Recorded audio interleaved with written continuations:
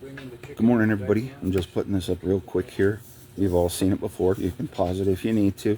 If you're doing any sort of online donations, anything like that, you can do it through Venmo or Zelle. There's the name. There's the phone number. Outreach goes to the ministries that the store does during the week. Sunday goes to the Sunday services. We look forward to anything that you're feeling of heart to donate, or if nothing is required, just enjoy the service and be blessed today. Okay, so we are ready to start. As I said before, we're in Esther 3 and 4 today. The title of the message is The Cost of Integrity. And I battled over the word, actually. It sounds really silly, but I'm a semantics person. And I originally was going with price. But price, to me, indicates either a transaction, like a monetary value transaction, or a penalty. I didn't like the word price. It just dug at me wrong. And I ended up going with the word cost, because cost is about what we are willing to put into something to make it the best possible option. It's a cost, but it's a cost that we're not penalized for. We're not, you have to pay this. It's just part of the process. It's part of, I understand that this thing that I want to be about is going to have repercussions, good, bad, or indifferent, but it's going to be further reaching than just me. And integrity is one of those things. Integrity, I looked up, there's 3 or 4, good dictionary definitions, but I found one that was integrity specifically regarding Scripture. And the definition was, if you are a person of integrity, you are whole, honest, morally sound, truthful, upright, and sincere. It is the guiding principle for relationships and the foundation for building trust. That's a big deal. That's part of how we function, how we're required to function as believers. We are required to act with integrity, to speak with integrity, because integrity is how the world around us comes to trust our message. If they see what they're hearing, it's not a do as I say, not as I do. You got to do what you say in the life of faith. And when we perform our daily lives with integrity, we create a message without actively preaching. We create a message that says to the world around us, there's something significant in my life that you can trust to have an impact on your life as well. Here's how it's impacted me. Here's how it causes me to be. And it's worth having and doing to have that in your own life too. And that's the gospel message. That's what we want to deliver to people around us. We want them to see Jesus shining out of us so brightly that we're invisible. They can't see me. They can't see you. They see Jesus, and they want him in their lives. They see how we benefit, how we are blessed from that, even in the direst circumstances. And they want to know, what do you have? How do you do what you do? How can I have that? How can I get that in my life? And that's what we're about as believers. That's the whole thing. That's our whole job as Christ followers, is to cause other people to follow him also. And we do that through our words and our behaviors and our attitude. So, we're going to talk a lot about integrity today in Esther 3 and 4. Before we do, let's go ahead and pray in and get this started right with God in our midst. Heavenly Father, thank you so much for this day and this time and this place. Thank you for your word. Thank you for the opportunity that we have at any time we want to crack open your rules for living life while we're here on this earth. Basic instructions before leaving earth. Spell out Bible. We are so grateful that we have the freedom to be able to learn about you, to be able to deeper understand our connection with you, our covenant with you as our Savior and as the Lord of our life. I pray that you would simply meet us here today. Be in our midst. Where 2 or 3 are gathered in your name, you're there. And we believe that and we trust it. So I ask you simply to empty me of myself today so that your Holy Spirit can overflow to the ears and minds and hearts of anybody who is listening. Lord, you've blessed us immeasurably. You've blessed us with this place, with under his wings. You've blessed us with beautiful weather. You've blessed us with a time that we can fellowship together and simply enjoy each other's company, surrounded by your love. I thank you for every blessing that you've bestowed on us, everything that you're in the midst of doing right now in our lives, and everything that you have planned to accomplish in your perfect will until you return again to bring us home. And I will glorify you. We will all glorify you, for that is our purpose in this life. And we'll give you thanks and praise in Jesus' name. Amen. All right. Esther 3. Now, in Esther 1 and 2, I did the message last week. And Esther 1 and 2, the title of the message was, What's Love Got to Do with It? And we saw an interesting juxtaposition about love, the relationship of King Xerxes, or King Ahasuerus, as he's referred to in the language that this was translated from, but they're the same thing. Xerxes is Ahasuerus, Ahasuerus is Xerxes. But that we see the difference in the absolute lack of love that this king had for his queen. No love, no respect. She was a consequence of power and authority, was all that she was to him. She was a trophy to be shown off. No love lost between the two of them, because there probably wasn't any in the first place. In chapter 2, we get introduced to Esther.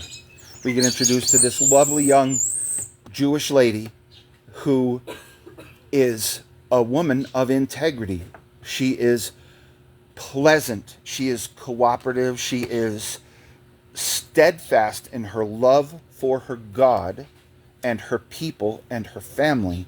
And that translates into everything that she does in life, every interaction that she has with other people. And we got to see in the second chapter especially, she learned that integrity from Mordecai, who's her older cousin, is basically her foster father because her parents died during the conquering and occupation of Judea by the Persians.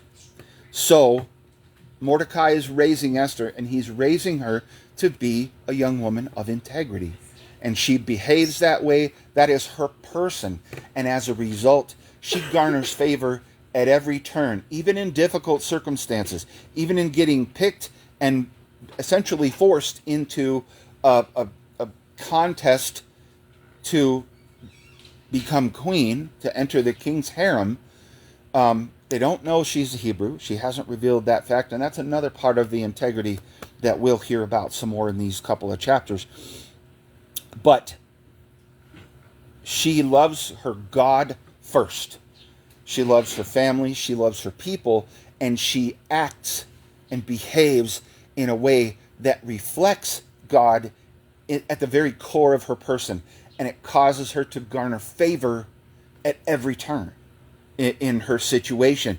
And it's a beautiful thing to see. She gets chosen out of 400 young women. She gets chosen. The king doesn't even follow standard protocol. Standard protocol is you've got all these candidates, one at a time. They come into the king.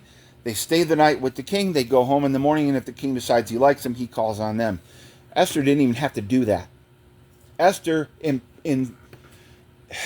she impressed the king and everybody around her so much that he met her in person, and he was so immediately smitten with her because of her person. She was beautiful. Yes, it says that specifically in this book, but her person was even more beautiful, and the king was so smitten with that he chose her on the spot. He said, I found her. This is my queen. And he made her queen. He made her queen. So a Hebrew exile, was made queen of Persia, essentially. And she ends up becoming the mother of the king of Persia, who actually releases the Hebrews to go back to Jerusalem to rebuild the temple in the city. She's integral in the coming blessing of a conquered and exiled people that they've paid their due. They've suffered the consequences for the way that they treated God, and now they are being blessed in a way that they probably never expected. They all probably expected to die in captivity. But because of one young woman in a certain place and time, loving God, obeying Him, being a person of integrity, benefited the entire nation of Israel. So, we're going to we've got this all the way up to Esther finds favor with the king. She becomes the queen, and her cousin, Mordecai, that's been raising her, also garners favor from the king because he uncovers the plot to try to injure or kill the king. He discovers it. He sends word. The king finds this out. The two guys guilty are punished severely unto death, and Mordecai now has gained favor with the king as well. He's a faithful servant of a foreign king because God's law from the very beginning has said, if you're in a foreign land, you give honor to that foreign leader.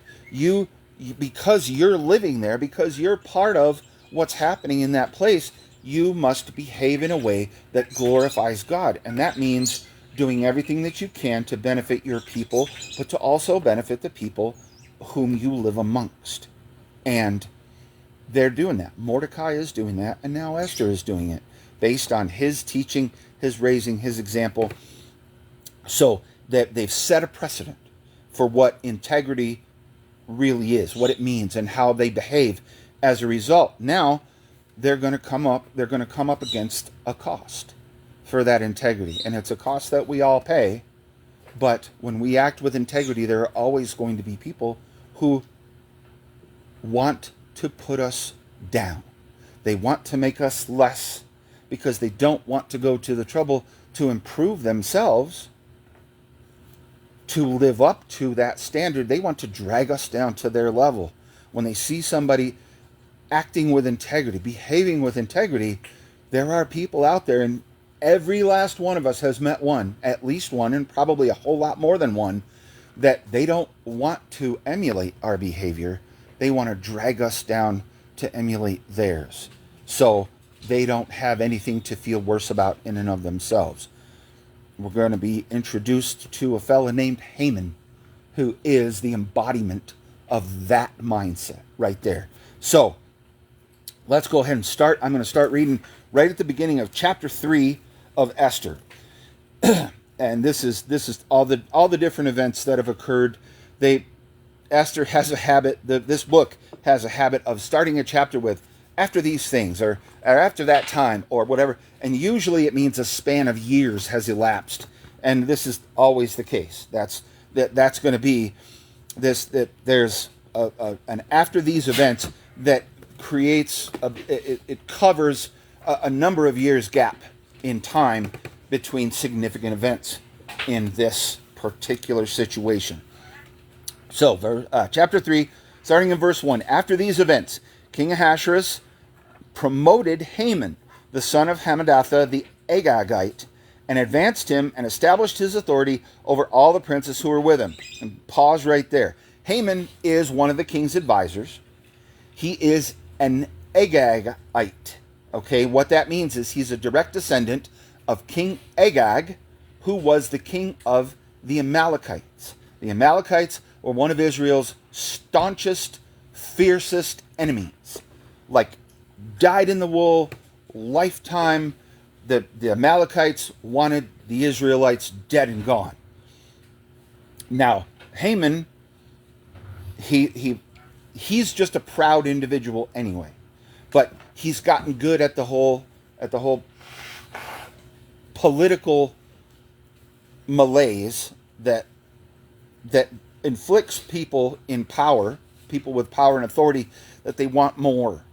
So he has done everything he could to ingratiate himself to the king. As a result, he attains the king's favor. And the king says, okay, I'm going to honor you. I'm going to make you a high up official in my court.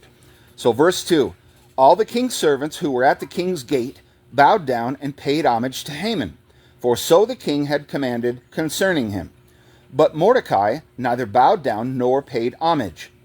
Then the king's servants who were at the king's gate said to Mordecai, why are you transgressing the king's command? Now it was when they had spoken daily to him, and he would not listen to them, that they told Haman to see whether Mordecai's reason would stand, for he had told them that he was a Jew. When Haman saw that Mordecai neither bowed down nor paid homage to him, Haman was filled with rage. Until Haman's cronies pointed it out to him, there's no mention that there was any notice of Mordecai, but his cronies see that this one guy's not doing what everybody else is doing. We have to do it. How come he's not doing it?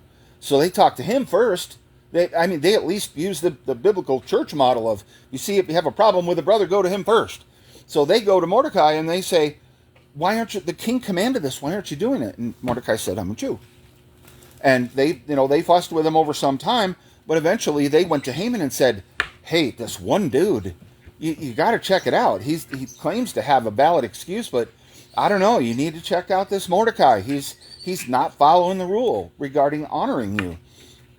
So Haman, just finally paying attention to this, he sees that it's the truth, and he gets mad. Haman was filled with rage. Verse 6, but he disdained to lay hands on Mordecai alone, for they had told him who the people of Mordecai were. The Jews were plentiful in Persia. Lots and lots and lots of them. They were brought over because they were skilled, intelligent people, hard workers, whatever the situation may be, but they were brought into exile rather than just being wiped out. So there's lots and lots of them there, and that means there's a foundational level of backing behind any Jew who attains position. There's a whole big chunk of the population right there locally that support that individual. So nobody wants to really get on one individual, because that will incur the wrath of all the other ones. So Haman's got a plan. He's coming up with something creative here. He disdained to lay hands on Mordecai alone, for they had told him who the people of Mordecai were. Therefore Haman sought to destroy all the Jews, the people of Mordecai, who were throughout the whole kingdom of Ahasuerus. In the first month, which is the month of Nisan, in the 12th year of King Ahasuerus. So this is the last one ended, I believe, at the end of the 7th year of King Xerxes, King Ahasuerus. So this is now in the 12th year. So 5 more years have elapsed. Esther has now been queen for 5 years. She's still in good with the king. She's still well loved by all the people. She's still well loved by the king. He actually does love her. He cares about her. He wants to benefit her. So 5 years later, this is the first month, 12th year of King Ahasuerus, Pur, that is the lot, was cast before Haman from day to day and from month to month, until the 12th month, that is the month of Adar. Now that doesn't mean they did it over and over again for 12 months. It means that they were casting, the Pur is the Persian equivalent of what in Hebrew society was called the Urim and the Thummim. They were essentially dice. They would throw dice. They were shooting craps to figure out what God wanted with them. But it was intended to be a spiritual act of, God, we don't know what the answer is going to be. We have no clue how to handle this situation. It's the world says we're going to leave this to chance, but we're going to leave it in your hands. What do you have for us to do? And they would make decisions based on the Urim and the Thummim. In this case, the Pur, which is the Persian version of that. Persian version. That's funny. And so they went through. He's casting the Pur basically regarding 1 month at a time. Okay, what about month 2? What about month 3? But all the way to month 12. And month 12, they get the sign that they're looking for that says, month 12 is the month that you need to act in. So until the 12th month, that is the month of Adar. Then Haman said to King Ahasuerus, there is a certain people scattered and dispersed among the peoples in all the provinces of your kingdom. Their laws are different from those of all other people, and they do not observe the king's laws. So it is not in the king's interest to let them remain. We've talked about this we've talked about it a number of times, but Satan he doesn't want to destroy us as believers. He wants to distract us because a distracted believer gets in their own way. Okay? He doesn't just want us dead and gone. He wants us actively screwing up so that the world around us sees hypocrites and doesn't want to listen to us, doesn't want to have any indication that our input in their lives is worth anything. That's what Satan wants most of all out of believers. And it's what he's wanted since minute one. And the biggest, bestest way he does that is by telling the truth, telling some truth, and then adding some lies to it. So, Haman goes before the king. He's developed this plot, this idea. And he says, these people, they're from a foreign land. They have their own laws. They observe the statutes of their God. All true. And then he says, their laws are different from those of all the other people, and they do not observe the king's laws. So it is not in the king's interest to allow them to stay. So basically he said, there's these people here in your kingdom, and I'm concerned because they follow their God's law, and their laws are different than ours, and they don't obey your laws, which was a lie. The Hebrew people in general, in exile, were very law-abiding. They gave honor to the king whose authority they were under, whether it was their own God-appointed king or a foreign king that was the instrument of their punishment for their idolatry and their poor behavior, their abandonment of God, of worship of God. That's why they're in exile in the first place. So Haman sees this opportunity. He says, okay, I want Mordecai dead, but if I fuss with him, then all the rest of the Hebrews are going to get really upset. So let's just kill them all off. The first pertinent version, the first pertinent display of a single individual being anti-Semitic. He wants all the Jews. He doesn't want other people dead. He wants the Jews dead. He wants the Jews dead and gone, so he doesn't have to worry about the dishonor that he receives from Mordecai for not bowing down and honoring him.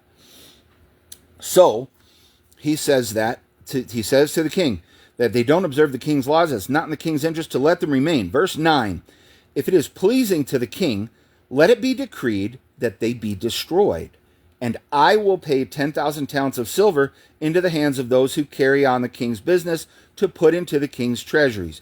He's essentially saying, here's a bribe. Here's 10,000 in silver. That's what I'm going to contribute ultimately into the king's treasury for the wiping out of this entire people, this entire segment of our population.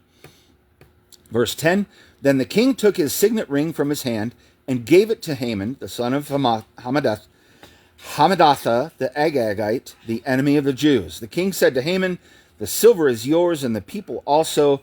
Do with them as you please. Then the king's scribes were summoned on the 13th day of the first month. Okay, so they're still in the first month. This is the 13th day. So they're still in the first month of the year.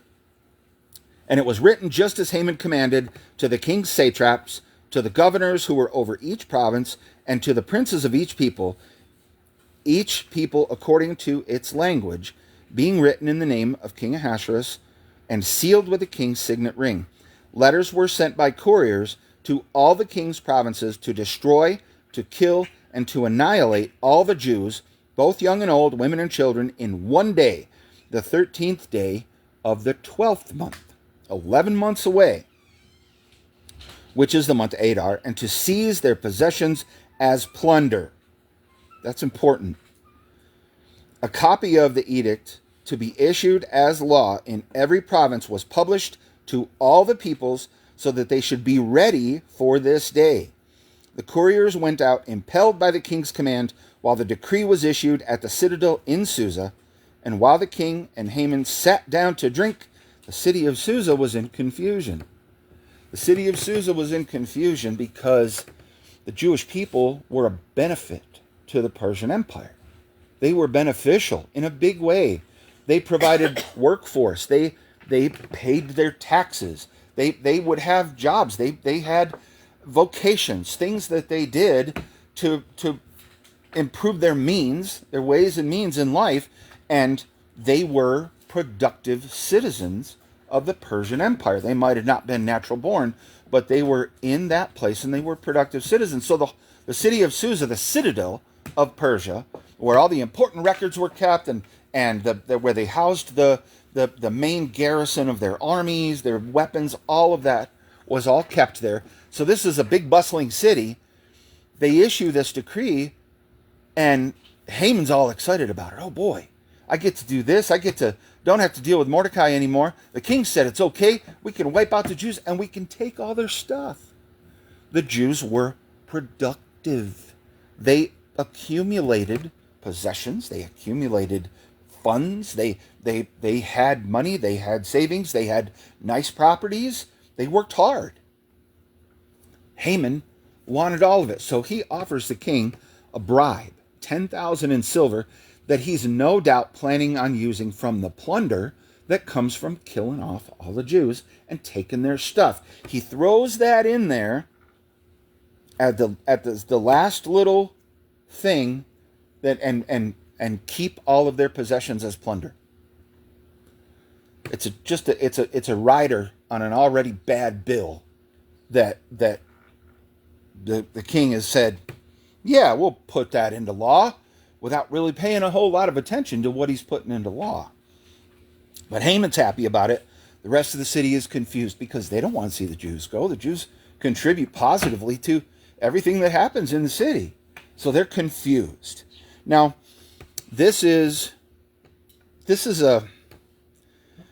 we see a perfect picture here of someone who acts without integrity. Haman is in it for himself. Haman has a mindset that says, I want to be important. So he does whatever he can, underhanded or otherwise, to get a level of importance. But when not everybody responds to that importance with awe and wonder and reverence, he gets really upset about it. He's a narcissist. He's a classic narcissist. He wants everybody to think the way he thinks and do the things he says. And if even one doesn't, he's not happy. He's not happy with the 99. He wants the one who's bucking the system, and he's angry about that. He doesn't care about everybody else that's honoring him. He wants everybody in line, doing it the way he says, doing what he says when he says it, because he wants to be important. He wants to be the one who's everybody's got eyes on. And with Mordecai in place, he doesn't get that. So he's taken it to the extreme of, well, we're not just going to kill him. We're going to kill all of his people. Every last one of them. So he is operating with an utter lack of integrity. He thinks he's right. He thinks he's in the right place, but he is not. He is acting in complete self-interest. Now, we're going to see that in itself has a price attached to it. That'll come a little bit later, not today, but now we're going to go into chapter 4, and we're going to learn a little bit more about the type of integrity that we get to see from godly folks, from Esther and from Mordecai. So, the neat little element about this, that definition that I gave you about integrity as it relates to biblical information. The term integrity comes from two places, two very interesting, because all of the Bible is written in basically Hebrew, Aramaic, or Greek. In Hebrew, the term is tom, Tom. Tom means it means that honesty, morally sound, upright, sincere. It's a descriptive to use for someone who operates in that mode, who behaves that way. The Greek word is aletheia. Aletheia actually literally translates to truth, but the context that word aletheia is used in always relates to a person being honest, upright, truthful, fair in business dealings. All these little things that add up to a person that can be relied upon to be truthful. They are trustworthy. Aletheia is the descriptive that says, because of all these qualities in this person, that adds up to their word, their behavior is truth. So those two terms are the roots of where we get the word integrity, and that's why integrity has it's kind of a convoluted meaning. It's just, there's lots to it, because it's all these different qualities that add up to it. It's not just, oh, he's honest. Well, you can be honest and be a jerk. You can be upright, morally upright, but be holier than thou about it, Bible thumper about it, whatever it might be. There's lots of different ways that you can behave in one or the other singular of these qualities and still not be a person of integrity. Integrity is the sum total of all of those qualities together. And that's something that's very, very, very important in God's economy. That's how he wants us to behave. That's how he wanted the Hebrews to behave. As his chosen people, he wanted them to stand out as an example. So the Hebrew people in general were full of integrity, and that's why they benefited. Every place they ever wound up in exile, they benefited from, because the Hebrews were people of integrity. Even though they made poor decisions regarding idolatry, regarding the way that they chose to limit their service to God, or forego it altogether in past decisions, when they're corrected, when God has said, it's time for me to lay down the law because you've been doing this too long. So there's going to be a price. This is the price, not the cost. There's going to be a price for your sin. And this is what it is. And when that happened, Israel would turn a corner every time, and they would say, okay, God, you're right. We screwed up. We're wrong. We're sinners. Please. In this case, they spent 70 years in exile praying for God's deliverance. Israel was recognized as a people full of integrity. Now we're getting into Mordecai in particular. Okay? Chapter 4, verse 1. When Mordecai learned all that had been done, he tore his clothes, put on sackcloth and ashes, and went out into the midst of the city and wailed loudly and bitterly. Pretty standard Hebrew mourning process. When they were really intentionally mourning for something, they would tear it. The men would tear at their hair and their beards. They would put on sackcloth, burlap essentially, and cover themselves in ashes, indicating that they were in a state of utter humility. That was what it was about. There's no finery. There's no fancy clothes, uniforms, armor, whatever it may be. Sackcloth and ashes was a statement of humility. I'm humbling myself before everybody and before God. That's why it was important. And Mordecai follows this statute. He does it as soon as he finds out this horrible information that he has no way to know how to react to. He immediately begins the mourning process. So he does that. Verse 2, he went as far as the king's gate, for no one was to enter the king's gate clothed in sackcloth. Mordecai was in such a position, he had been put in such a position in the king's palace, that he was always inside the king's gate, in the king's courtyard. He was always there because that was where he had the ability to see and hear all and be involved in involved in important decisions, involved in important discussions, whatever they may be. He was stationed in the king's court, in the king's gate, but he couldn't go in this state. He wasn't allowed in. So, verse 3, in each and every province where the command and the decree of the king came, there was great mourning among the Jews, with fasting, weeping, and wailing, and many lay on sackcloth and ashes. Israel is mourning nationally. They are mourning as one. They are unified in their service to God in such a way that when this happens, they all know exactly what they're supposed to do. Their obligation to their Creator, to their covenanted Lord, is clear. When you're in this situation and you don't have an answer and you don't know what to do, you humble yourself and allow Him to come up with the solution. You humble yourself. Verse 4, then Esther's maidens and her eunuchs came and told her, and the queen writhed in great anguish. And she sent garments to clothe Mordecai, that he might remove his sackcloth from him, but he did not accept them. Then Esther summoned Hathach from the king's eunuchs, whom the king had appointed to attend her, and ordered him to go to Mordecai to learn what this was and why it was. So she didn't know. She wasn't privy to this edict that had been issued. She's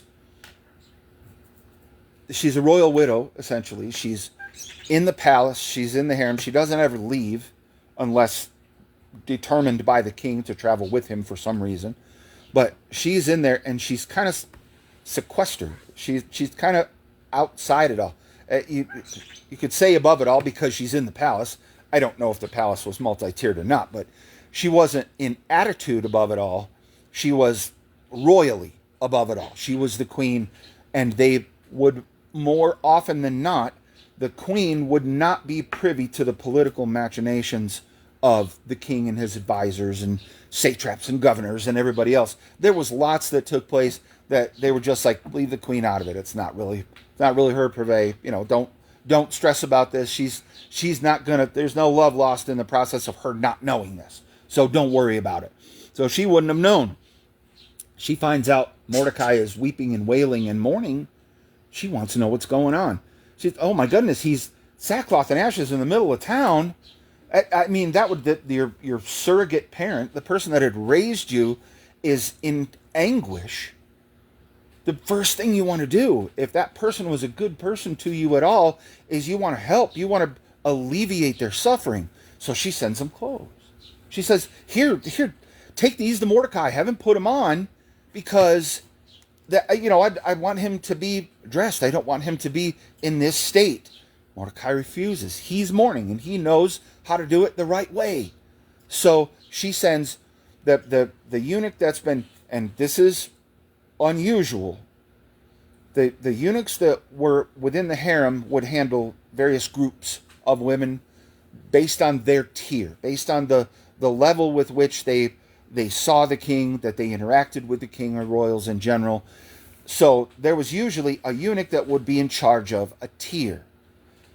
Esther had a eunuch that was just for her, personal assistant. He was the guy, the go-between between her and the king. And he had no other duties but her. So they were close. They had been doing this for 5 years now. So you imagine in 5 years, she's already been finding favor with everybody she touches.